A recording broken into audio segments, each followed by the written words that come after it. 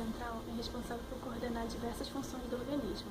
Esse tecido é composto por neurônios e células da glia. As células da glia são um conjunto de vários tipos celulares, sendo os principais tipos celulares os astrócitos, oligodendrócitos, ependimócitos, células Schwann e microglias. Até os últimos 20 anos, os cientistas acreditavam que os neurônios representavam todo o nosso pensamento e que as glias funcionavam apenas para manter a casa em pé. Mas recentemente, os cientistas começaram a estudar um tipo de neuroglia específico, que são os astrócitos, já que são muito abundantes no córtex cerebral. O termo astrócito foi inicialmente introduzido por um médico anatomista húngaro em 1893, para descrever umas células em forma de estrela observadas em cortes histológicos do cérebro e da medula espinhal humanos. Os astrócitos são as células gliais mais abundantes no sistema nervoso central e constituem aproximadamente metade das células do nosso cérebro. Os astrócitos apresentam diferentes subtipos, que diferem na sua morfologia, no seu metabolismo e na sua fisiologia.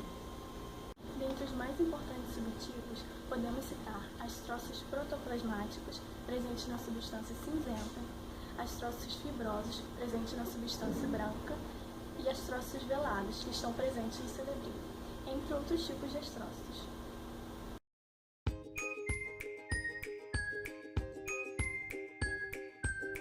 Astrócitos são células do neuroglia que possuem um formato um pouco diferenciado, um formato estelar. Por isso eles possuem esse nome: astro, estrela, cito, célula. Além disso, eles possuem muitos prolongamentos. São divididos basicamente em dois grupos: os protoplasmáticos e os astrócitos fibrosos. Podemos observar um astrócito no seu núcleo e seus prolongamentos. Nesse corte histológico, a gente pode ver os astrócitos protoplasmáticos na figura A e os fibrosos na figura B. Ao observar essas imagens, que há uma diferença entre esses dois tipos de astrócitos. Sendo o primeiro, o protoplasmático, ele possui muito mais prolongamentos do que o astrócito fibroso, mas em compensação, os prolongamentos do astrócito fibroso, eles são mais ramificados e são mais longos. Ambos esses astrócitos se ligam a capilares e a neurônios, mas nessas imagens os neurônios não estão aparecendo. Eles se ligam aos capilares pelos seus pés vasculares.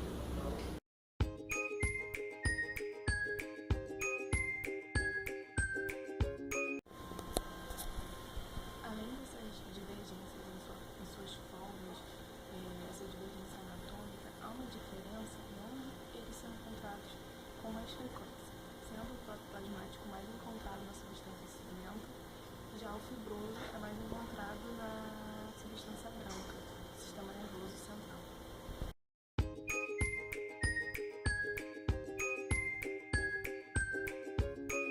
Os astrócitos balanceiam diversas interações de neurotransmissores nas fendas sinápticas, que também produzem substâncias próprias, os gliotransmissores, aumentando assim a interação neuronal. O processo de formação e maturação das sinapses, conhecido como plasticidade neuronal, é um conceito antigo e, segundo ele, as sinapses são construídas interruptivamente e elas acompanham o ciclo de desenvolvimento do ser humano, ou seja, elas vão se transformando a cada estímulo novo. Ele pensou que é uma participação meramente neuronal, mas notou-se que os astrócitos também estão envolvidos. Estudos in vitro mostraram que sinapses sem astrócitos são menos eficientes do que sinapses com essas células. As proteínas presentes nos astrócitos são capazes de controlar a maturação das sinapses. O fluxo sanguíneo é fundamental para o funcionamento cerebral. Diversos fatores também contribuem para a sua regulação, como a concentração de CO2, a concentração de H+, e de substâncias liberadas pelos astrócitos, que são capazes de regular a dilatação das arteriolas cerebrais. Em hematoencefálicas, em cujos astrócitos participam física e metabolicamente, há uma estrutura em forma de membrana que atua principalmente para proteger o sistema nervoso central contra agentes nocivos presentes no sangue, ao mesmo tempo em que permite o funcionamento normal do encéfalo e suas funções de troca com o sistema circulatório. Ambos os tipos de astrócitos possuem pés musculares no final de alguns prolongamentos deles. Sabe-se que a interação desses pés vasculares com os vasos sanguíneos é muito importante na constituição da barreira hemoencefálica, porque esses pés vasculares faz com que os astrócitos possam mudar a conformação dessas células endoteliais desses vasos sanguíneos. Além disso, muitas pesquisas mostram que os pés vasculares não possuem somente essa função, mas sim também de captar substâncias, moléculas, íons, nos vasos sanguíneos e transferir para os neurônios.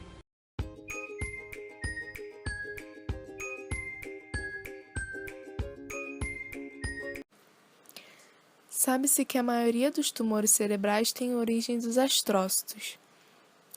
Esses tumores são chamados de astrocitomas e representam metade dos tumores cerebrais infantis. O astrocitoma é o tipo de glioma mais comum e pode ser benigno ou maligno. É classificado também de acordo com a sua evolução, possuindo 4 graus, sendo o primeiro astrocitoma benigno, o grau 2, astrocitoma de baixo grau, grau 3, astrocitoma anaplásico e grau 4, glioblastoma. Quanto ao tratamento desses tumores, há uma diferença de acordo com o grau de evolução desses astrocitomas. No grau 1, esse tumor ele pode ser retirado através de uma cirurgia. No grau 2 também, porém, o paciente, se ele possui mais de 40 anos, o médico indica que esse paciente faça radioterapia. No grau 3, que é o grau mais avançado do que o grau 1 e o grau 2, o tumor também pode ser retirado através da cirurgia, mas o paciente também terá que fazer radioterapia e, além da radioterapia, ele terá que fazer a quimioterapia. No grau 4, que é o estágio mais avançado do tumor, que é o estágio em que o tumor está mais envolvido e mais agressivo. Nesse grau, o tumor ele não é retirado totalmente com a cirurgia. E após esse procedimento de não retirada total, mas sim de uma parte do tumor, o paciente ele é obrigado a fazer a radioterapia e a quimioterapia. O conhecimento sobre os astrócitos sofreu uma grande evolução nesses últimos anos, quando praticamente todos os dogmas acerca dessas células foram quebrados, constituindo novos dogmas e paradigmas sobre essas células gliais. Um estudo feito em 2013 foi publicado em uma conceituada revista, e o título da reportagem era "Glia humana torna camundongos mais inteligentes". Esse grupo de pesquisadores demonstraram que as glias humanas, quando transplantadas e colocadas em camundongos, estimulavam a plasticidade sináptica e o aprendizado nesses animais. Esses pesquisadores isolaram progenitores gliais de fetos humanos obtidos a partir do aborto espontâneo e transplantaram esses astrócitos humanos em camundongos. Esses astrócitos deram origem, esses progenitores de astrócitos deram origem a astrócitos funcionais que desempenhavam funções diferentes dos astrócitos naturais dos camundongos. Com isso, podemos concluir que diferentes modos de transferência da informação na circuitaria neuronal, em especial na glial, determinam como o nosso cérebro vai reagir e ser capaz de gerar o pensamento, emoções, coisas que fazem parte da nossa natureza humana.